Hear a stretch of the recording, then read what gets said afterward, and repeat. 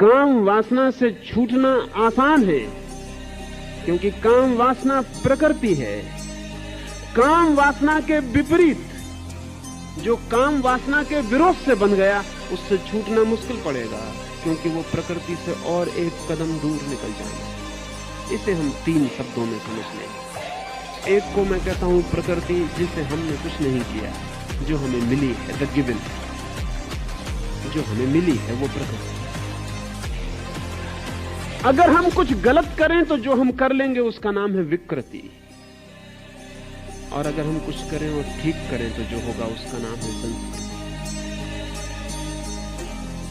प्रकृति पर हम खड़े होते, जरा सी भूलो विकृति में चले जाते।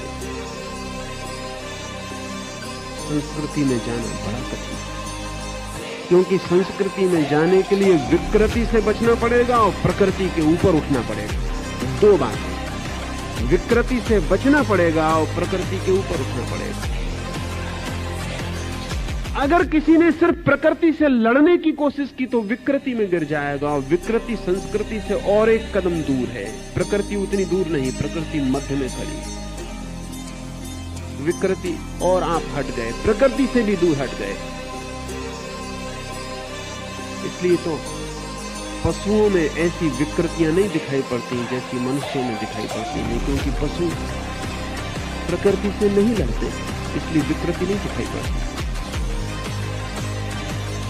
हम कल्पना भी नहीं कर सकते। अभी न्यूयॉर्क के एक चौराहे पर और वाशिंगटन में और जगहों पर होमोसेक्सुअल्स ने जुलूस निकाले, और उन्होंने कहा है कि यह हमारा जन्म सिद्ध अधिकार है। और इस वर्ष, पिछले वर्ष कम से कम 100 होमोसेक्सुअल्स ने विवाह किए, जो कि कल्पना से बाहर मालूम। एक पुरुष के साथ विवाह कर रहा है, या एक स्त्री के साथ विवाह कर रहा है।